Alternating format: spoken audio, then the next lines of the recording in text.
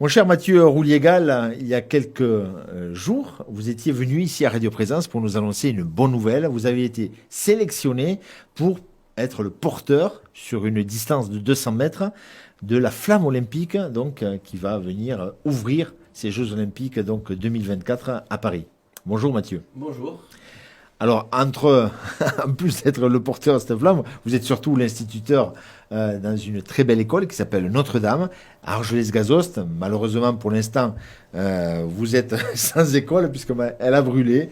Et vous êtes à Airos-Arbouix, dans un centre de vacances, le temps que, bien sûr, cette école soit reconstruite.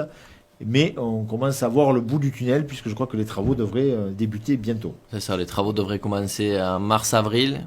Pendant les vacances de février, on va vider les dernières affaires, donc c'est que ça sent bon.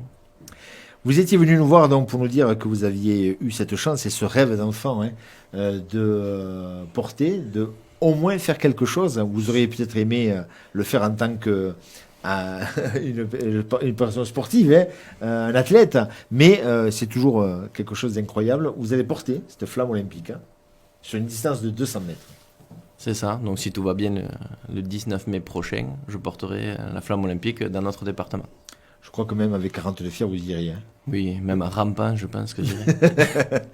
Mais on s'était promis que vous reviendrez avec les élèves, puisque je crois que vous leur parlez, puisque vous êtes instituteur de CM1 et CM2, de l'éducation aux médias. Et quand vous avez vu que nous avions mis ce studio en route, vous m'avez contacté en me disant « J'aimerais bien faire visiter mes élèves ». C'est ça, on a des enfants qui sont de plus en plus soumis aux médias. On arrive facilement à avoir accès à tous ces médias, mais il faut éduquer, quoi. Éduquer aux différentes sources, ce que c'est des fakes, mais là c'est l'occasion de savoir comment fonctionne un studio radio et un studio télé. Alors autour de vous, alors d'autres vont venir, mais les premiers qui ont accepté de venir, j'ai Colline. Bonjour Colline. Bonjour.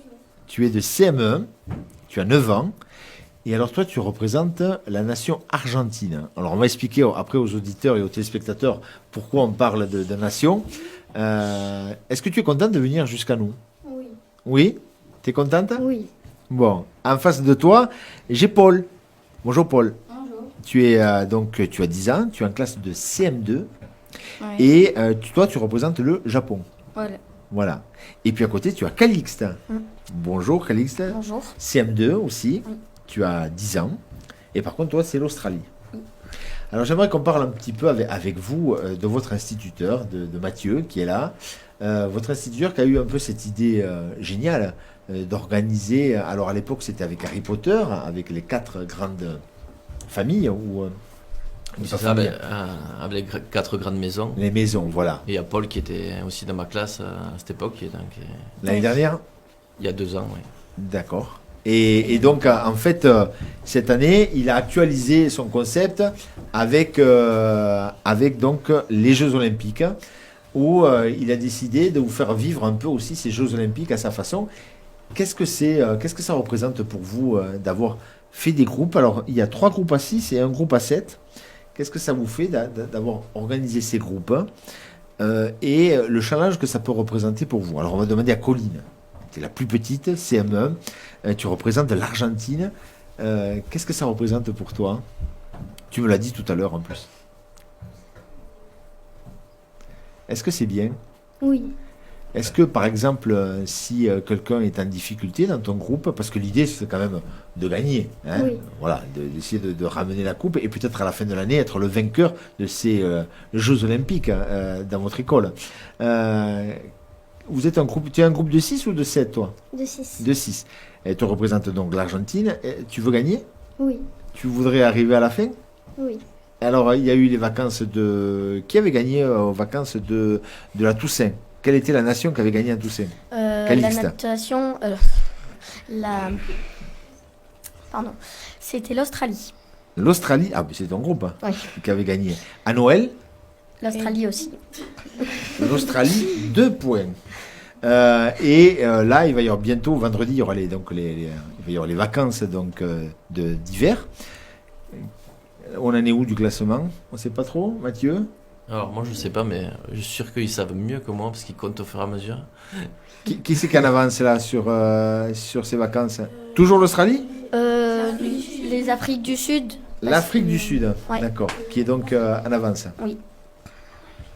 Est-ce que le fait d'organiser ces groupes, est-ce que c'est quelque chose où si quelqu'un est en difficulté, vous allez vous moquer de lui, ou plutôt, vu que c'est toute l'équipe, vous allez l'aider? Paul, Villon? Ben, on va plus l'aider parce que si on l'aide pas, ben déjà on va pas gagner plus de points. Et aussi si on veut la gagner, ben ça sera plus compliqué. Donc par exemple, s'il n'arrive pas à faire du français, ben on va lui aider à faire du français. D'accord. C'est quelque chose que vous avez remarqué, vous, Mathieu, effectivement. Il s'entraide au lieu de peut-être de dire, de lui reprocher Ouais, plutôt d'être à la traîne. Et c'est plutôt au contraire, on monte vers le. Ils essaient de se pousser vers le haut plutôt que de se dénigrer. Ouais. D'accord. Et c'est quelque chose que vous avez remarqué. Oui, c'est déjà quelque chose que j'avais remarqué quand je faisais le travail sur les maisons d'Harry Potter. Et donc c'est pour ça que j'ai voulu continuer ce fonctionnement. D'accord. Je sais que. Est-ce que d'abord votre professeur vous avait dit, est-ce qu'il vous avait mis dans la confidence que il avait postulé pour être porteur de la flamme olympique? Est-ce qu'il vous en avait parlé en début d'année? Ben oui. Alors, Colline, oui? Oui. Comment tu avais trouvé l'idée? Bien. Tu avais trouvé l'idée bien? Oui. Et au fond, tu pensais qu'il serait sélectionné ou non? Ben, un peu, oui. Oui, quand même? Oui. Et toi, Paul? Bah, on peut aussi parce que il n'y a pas beaucoup de chances d'y arriver à. C'est comme gagner au loto. Oui, d'accord. Donc, votre instituteur a gagné au loto quelque part. Ouais. Et alors, et toi, Calixte? Ben, je trouve que c'est une très formidable idée parce que c'est pas tout le monde qui va réussir à porter la flamme olympique. Ça peut être aussi un rêve d'enfance qui peut se réaliser assez difficilement. Et du coup, je trouve qu'il a beaucoup de chance. Et alors, il m'avait avoué, lorsqu'il était venu faire l'émission, que pour une fois, il avait gardé son téléphone, là, et il attendait le mail qu'allait lui dire si, oui ou non, il était sélectionné. Et je crois qu'il a reçu pendant les heures de classe. Et alors, comment ça s'est passé? Comment il était? Parce que, racontez-moi un petit peu comment c'était quand il a reçu ce mail, Calixte. Ben, quand il a reçu le mail, donc déjà, il a regardé sur son téléphone ce que c'était, parce qu'il a très bien le droit, et il a fait lire à un des élèves, Margot, je crois, et donc Margot, elle a essayé de déchiffrer le message, et du coup, elle a lu qu'il avait été sélectionné pour porter la flamme olympique. Et alors, quelle a été votre réaction à vous? Ben, moi, déjà, c'était plutôt de la joie pour lui, parce que du coup, c'est comme un rêve d'enfance. Et du coup, je suis très contente pour lui. Vous êtes fier que votre instituteur porte la flamme olympique, hein? Oui. Tu me disais, Paul, en préparant que quelque part, le fait que votre instituteur allait être connu, le fait que ça allait un peu rejaillir sur vous, sur votre classe. Voilà. C'est ça? Oui. Ouais. Et tu es fier? Oui. Est-ce que vous allez le soutenir ce jour-là? Comment ça va se passer? Le jour où il va porter la flamme, qu'est-ce que vous allez faire, vous les élèves? Ben, ouais, on va essayer de venir le voir déjà, parce que ça pourrait peut-être être compliqué, parce que déjà on ne sait pas où est-ce qu'exactement il va la porter. Et après, on va essayer de venir le voir pour l'encourager et pour être avec lui, on va dire, dans son expérience. Mathieu, on a changé de groupe.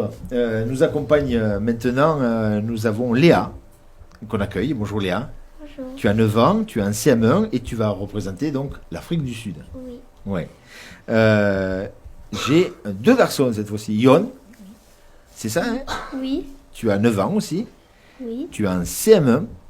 Et qu'est-ce que tu représentes? Le Japon. Le Japon. Et toi, Valentin, tu as 10 ans aussi. Tu es en CM2. Et quelle nation tu représentes? Je représente l'Argentine. Bon. Je posais à vos camarades tout à l'heure un peu cette idée folle que votre instituteur porte la flamme olympique, mais il ne va pas faire que ça, puisqu'il va également, au mois d'août, faire une course à Paris, dans le cadre des Jeux olympiques. de 10 km. Mathieu, j'ai vu sur Facebook que les entraînements avaient commencé. C'est ça. C'est dur pour l'instant. On n'en est pas à 10 km. Mais j'ai des bons coachs. Il y a ma nièce qui est le coach principal qui veille au grain pour que je me prépare correctement. D'accord, il y a encore quelques semaines et quelques mois, mais le mois d'août va vite arriver. C'est ça. Là, on en a une fois par semaine et pendant les vacances, on va passer à 2 fois par semaine pour arriver à 3-4 fois par semaine. Parce que 10 km à la fois, c'est quand même... oui, c'est long quand même, 10 km. Déjà, à marcher, c'est pas évident, mais alors à courir. Oui. Là, on a fait le tour du lac ce week-end. Donc, on était sur 6 km en alternance course-marche. Bon, on devrait y arriver à 10 km. C'est un challenge aussi que s'est lancé votre professeur. Hein. Et il aurait pu être tranquille. Et puis là, il se donne des... Est-ce que c'est quelque chose... Est-ce que vous trouvez que c'est un exemple? Vous avez sûrement, vous, des rêves, ou peut-être que plus tard... Vous voyez, Mathieu, depuis tout petit, son rêve, c'était de participer à ces Jeux Olympiques. Et quelques années plus tard, il y arrive en étant porteur et en faisant une course. Est-ce que vous avez des rêves, vous aussi? Oui, est-ce que toi, Léa, tu as un rêve, tu aimerais faire quelque chose plus tard? Même un truc fou, hein, oui, être aux Jeux Olympiques, c'est un truc fou. Oui, ça pourrait être bien. Alors, c'est quoi ton rêve, toi, plus tard? Qu'est-ce que tu aimerais faire? Qu'est-ce que tu aimerais réaliser? Mais déjà de devenir entraîneuse sportive. De haut niveau? Oui. Oui. Et voilà. D'accord. Et toi, Yon? À moi, mon rêve, c'est de travailler, enfin de faire des matchs de foot. D'accord. Footballeur. Tu voudrais être footballeur professionnel aussi, comme Mbappé? T'aimerais être... Ouais. Et toi, Valentin? Moi, j'adorerais être entraîneur de tennis. D'accord. Débutant. Voilà, on est beaucoup sur le sport. Hein. Le sport a une partie aussi intégrante, Mathieu, dans votre classe, parce que je crois que le sport maintenant est obligatoire chaque jour. Oui, mais on a aussi rencontré des sportifs de haut niveau et aussi un entraîneur d'escrime qui entraînait l'équipe de France de sabre avant et qui entraîne maintenant l'équipe de Hong Kong. Donc, c'était très riche. Donc ça montre l'autre côté du sport, quoi. Sans entraîneur, on n'est pas grand-chose. Voilà. C'est comme sans technicien, on ne fait pas de radio. C'est ça. Voilà. Et on salue Joseph qui est de derrière la vitre et qui est là. Le fait aussi que vous aimiez être sportif, et quand on est sportif, eh bien, voilà, on aimerait être le meilleur et toujours aller vers le haut. Est-ce que cette idée-là, qu'a eu votre instituteur, à vous aussi, je vous le demande, de créer ces groupes, ces nations, ça vous permet aussi de travailler plus ou d'être plus motivé à l'école? Qui veut me répondre? Allez, veillons. Léa. D'être plus motivée à l'école Ouais. parce que c'est toujours bien de faire des petits jeux et on s'améliore. Yon, est-ce que vous en parlez avec vos parents lorsque vous rentrez? Est-ce que vos parents vous demandent de savoir où c'est que vous en êtes, savoir si votre groupe monte, ou c'est dans le classement? Est-ce que les parents aussi, ils jouent le jeu? Pas beaucoup. Enfin, je sais pas les autres, mais mes parents, pas beaucoup. Ils m'aident que quand je commence vraiment à À pas y arriver? voilà. Ouais. Mais est-ce que cette idée, ils l'ont trouvé bien d'avoir créé ces groupes et ces nations? Oui. Oui. Oui. Et toi, Valentin? Ben, moi, mes parents, ils jouent vraiment pas trop de jeux. Non? Mais sinon, ils trouvent très bien qu'on ait fait ce système. D'accord. Ce système de groupe et de... Est-ce que le fait que vous soyez un groupe aussi, ça vous a... Ça vous met plus d'amitié, plus de camaraderie entre vous? Non, Pas pour toi, pas Valentin? spécialement. Et toi, Yon? Oui. Oui, ça tu trouves aussi?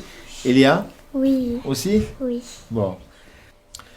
On continue, on enchaîne, hein, Mathieu Rouliégal, cette émission avec... je sais que tous les élèves voudraient passer dans ce petit exercice. On dirait presque l'école des fans, mais c'est adorable. Qu'est-ce que ça vous fait à vous, tiens, Mathieu Rouliégal, de les avoir là, en face de vous, dans cette émission? Alors déjà, c'est bien de leur faire partager cette expérience que j'ai vécue il y a quelques semaines.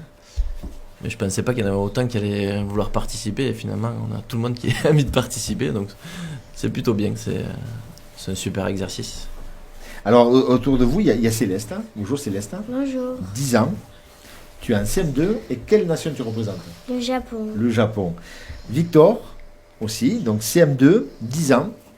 Et toi, tu représentes quelle nation? Je représente l'Afrique du Sud. L'Afrique du Sud. Et toi, Hayden, tu as 9 ans. Tu es grand. Oui. 9 ans. Et tu es en CM1. Oui, c'est Et ça. toi, c'est quelle nation? Je suis Australie. Tu es l'Australie, tu représentes l'Australie.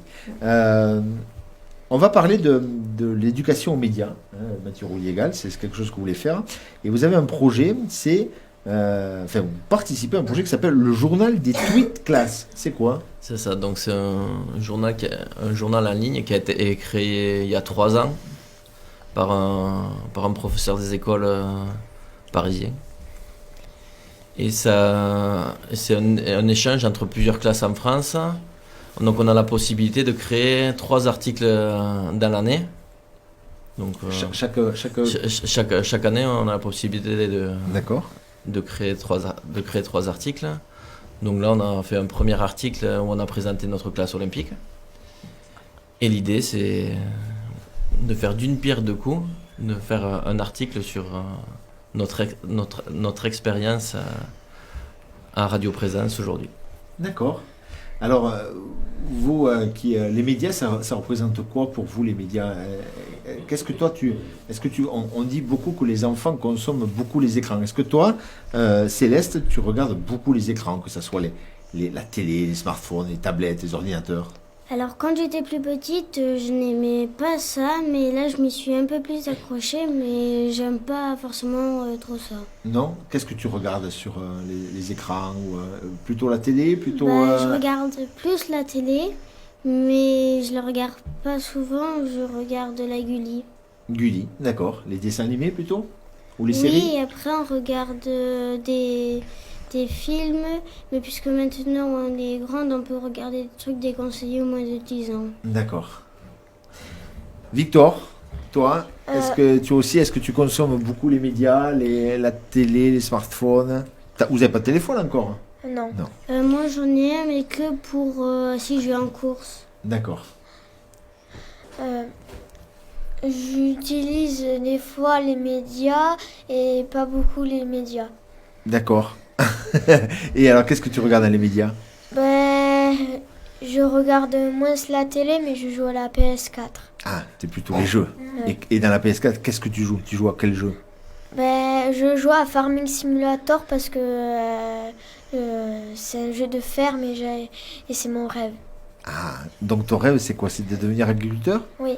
D'accord. Et où ça? D'être agriculteur à l'Aubalagnas avec Maxence et Baptiste. C'est qui Maxence et Baptiste? Des camarades à toi? Il y a Maxence et là il y a Baptiste. Ah oui, vous voulez être tous les trois, vous associer pour monter une ferme? Oui. Ah, c'est chouette ça. Et vous en avez parlé, Mathieu, de ce projet, ou vous le découvrez? Non, je découvre. J'avais d'accord. entendu tout à l'heure.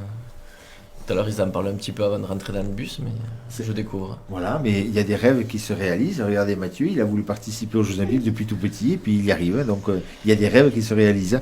Alors on va passer à Hayden. Alors toi, les médias. Alors moi, je regarde un peu, enfin pas trop, la télévision sur YouTube. Je joue pas beaucoup à la Switch. Je joue plus avec mes jouets. D'accord. Donc sur YouTube, je regarde des YouTubeurs pour m'entraîner quand je serai adulte. Parce que peut-être quand je serai adulte, je serai un YouTuber. Tu aimerais bien être un YouTuber. D'ailleurs, le trophée, quand vous avez vu que le Radio Présence a fait la chaîne YouTube du Sanctuaire a eu un trophée. Et ça vous a plu, ça? Oui, ça m'a vraiment plu.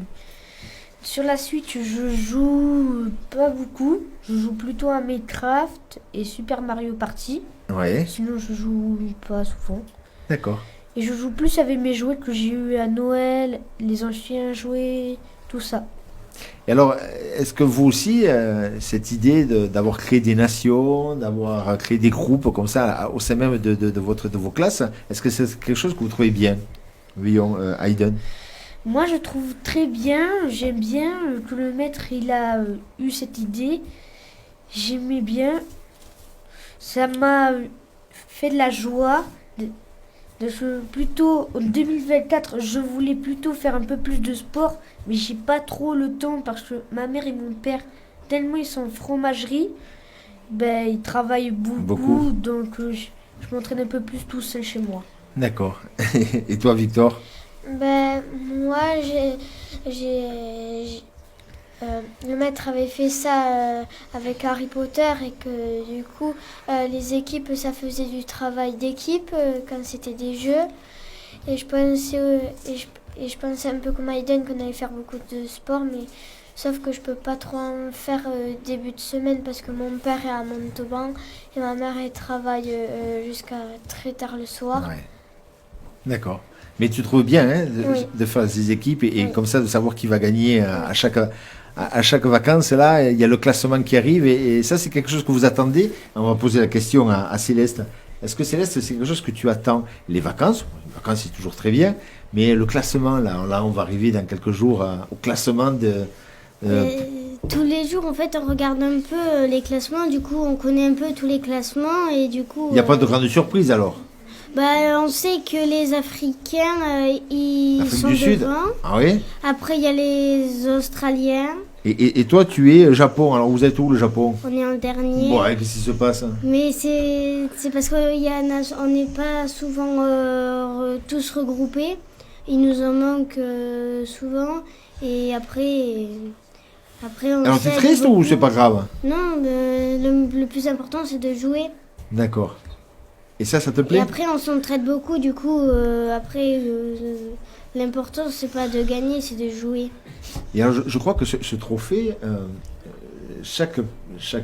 entre deux vacances, chaque élève qui l'a gagné la ramène une semaine à la maison. C'est ça, ils peuvent amener le trophée une semaine à la maison. On faisait un petit peu le même principe pour la Coupe des Sorciers qui était amenée une semaine dans chaque maison. Donc, ils souffrent un peu le trophée. À quoi il ressemble d'ailleurs? Il ressemble à un vrai trophée, c'est-à-dire il y a un carré, Oui, après il y a le manche, oui. un cylindre, et après ça fait comme un bol. D'accord, une vraie coupe quoi. Hein, une vraie coupe. Oui. On alterne, Mathieu Rouilléga, les élèves. Alors je sais qu'il y en a qui vont être un peu frustrés de ne pas pouvoir participer à cette émission. Nous accueillons Ewan. Bonjour. Bonjour Ewan, tu as 9 ans, tu es en CM1 et Oui, quelle nation tu représentes? je représente le Japon. Et puis il y a Lou aussi, qui est en CM1 aussi, qui a 9 ans. Et toi tu es Je représente l'Australie. l'Australie. Et puis on accueille aussi Amélie? Aurélie. Aurélie, je l'ai mal noté. Aurélie, pardon. Aurélie, tu es en CM2, Oui. tu as 10 ans et tu représentes aussi l'Australie. Oui. Voilà. On continue à échanger un peu sur cette classe un peu hors norme. Votre instituteur, il a des projets où il a des choses un petit peu qui changent de l'ordinaire. Est-ce que vous êtes content de faire partie de cette classe? Oui. Oui. Tous? Oui. On a l'impression que... Alors vous êtes arrivé ici, vous avez visité Radio Présence, vous êtes très sage, hein, on peut le dire, discipliné, gentil. Vous avez l'air de vous intéresser. Qu'est-ce que ça vous fait d'ailleurs de visiter un média comme ça? Alors on va demander à Ewan. J'en suis content parce que c'était la première fois que j'en visitais un et je trouve que c'est bien. Tu vas en garder un bon souvenir? Oui. Oui. Et toi Lou? Moi, je trouve que c'est très bien parce que pour certains, si vous voulez faire de la radio, ça peut être un rêve et que on a de la chance de visiter ça. Et Aurélie? Oui. C'est nouveau. Alors vous êtes dans une radio, est-ce que vous écoutez, d'ailleurs, est-ce que vous écoutez la radio ou alors est-ce que vous êtes plutôt à écouter des musiques sur Internet via des plateformes Moi, je n'écoute Ewan? Moi, j'écoute pas trop la radio. Non? Non. Et tes parents dans la voiture, ils écoutent la radio? Pas souvent. Pas souvent. Donc on fait des déplacements sans radio, Oui. sans musique. Mon père, oui, met de la musique, mais ma mère, elle en met pas. Elle n'aimait pas. Et toi Lou? Moi, j'écoute la radio et parfois je mets aussi des musiques. Alors qu'est-ce que tu écoutes comme radio Lou? Il y a RMC. Oh mais ça c'est des radios pour les anciens ça. Oui, mais... T'aimes bien? oui.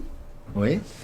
Et puis, Ah, il y en a plein d'autres. et alors les chanteuses ou chanteurs préférés, c'est quoi? Qui c'est que t'aimes bien? Comment dire il y en a plein. Il y en a plein? Il y a Santa Oui. et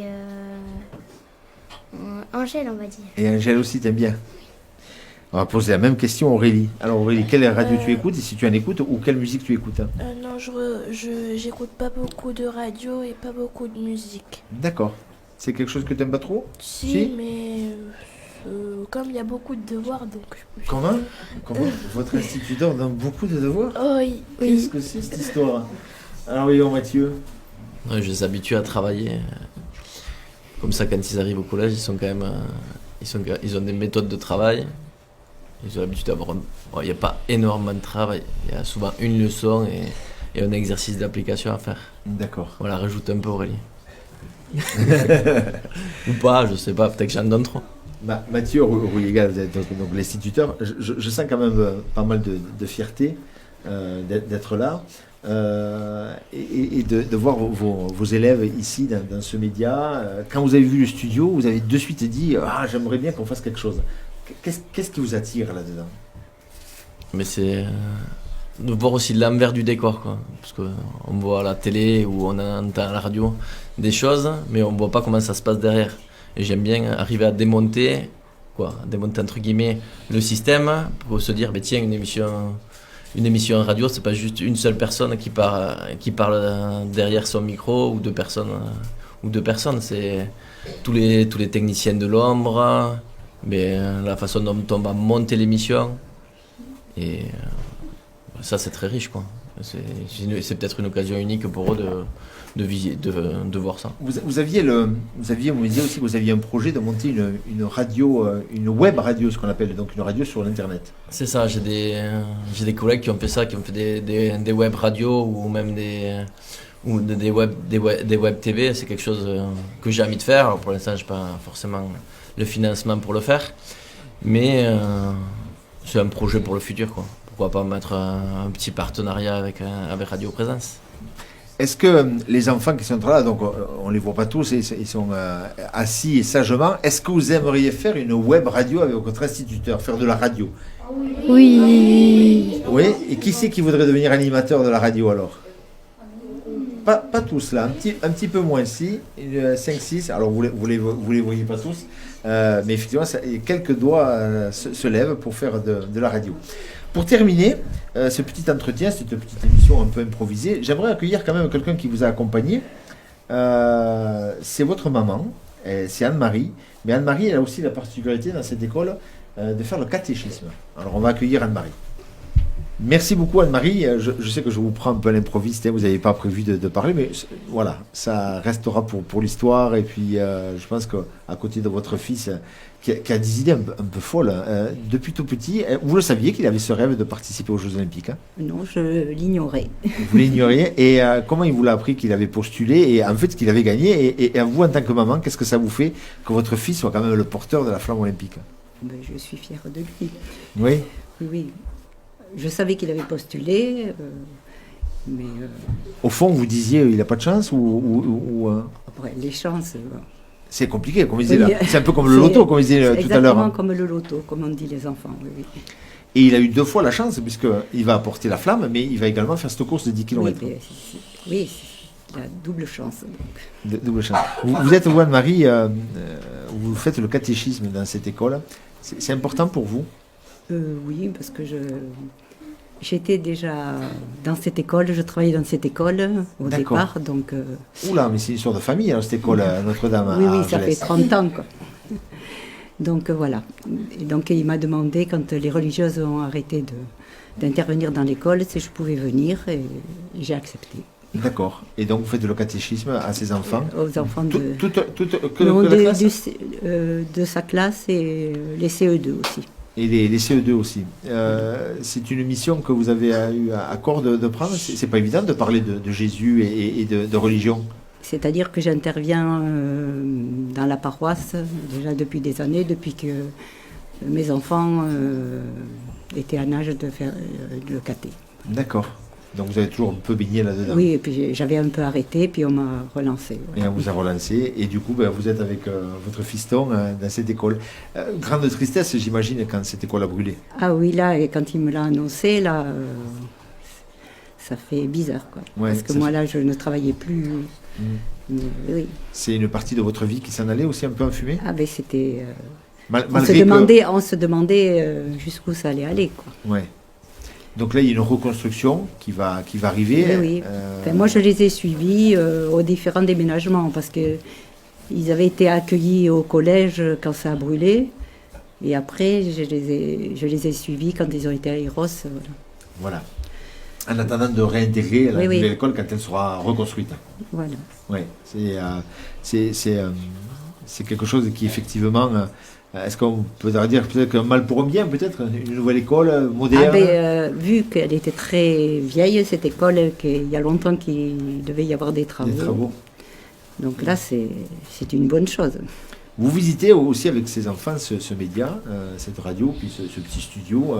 Qu'est-ce que ça représente aussi pour vous de les amener? Et comment vous les avez découverts, ces enfants, dans ce média? Ah ben, ils sont attentifs et ils sont très intéressés. Donc, mais je sais, il y a beaucoup de choses qui les intéressent. Ce sont des enfants qui sont ouverts à beaucoup de choses. Ils sont ouverts parce qu'aussi on leur ouvre l'esprit. Est-ce que vous trouvez que la méthode que fait Mathieu est une bonne méthode? Ah oui, je pense que c'est très important. Ouais. Ils ont de la chance. Ils ont de la chance. On va terminer tous ensemble. Alors je vais vous demander de venir tous derrière moi. Allez, on va faire... Voilà, c'est avec ce cliché que va se terminer. Et regarde cette Paris. Classe de CM1. Donc CM2 de l'école Notre-Dame, donc à Argelès-Gazost, qui malheureusement attend de la reconstruction de cette école puisqu'elle a brûlé. Et je sais que notre collègue Anne-Rose Jankovic était venue faire un reportage chez vous et que les larmes et la tristesse, vous avez interviewé Mathieu Anne-Rose Jankovic. C'est ça, elle était venue, c'était pile le jour anniversaire de l'incendie, donc un an maintenant. Ouais, c'était très émouvant. C'était très émouvant. Eh bien, on espère que nous, on sera là pour inaugurer et couper le cordon de cette nouvelle école et qui sera repartie pour de nombreuses années. Merci beaucoup, les enfants, par votre gentillesse. J'espère que vous avez appris plein de choses. Est-ce que ça vous a plu d'ailleurs? Oui. Et est-ce que vous reviendrez? Oui. Merci beaucoup. À bientôt. Merci. Au revoir. Merci.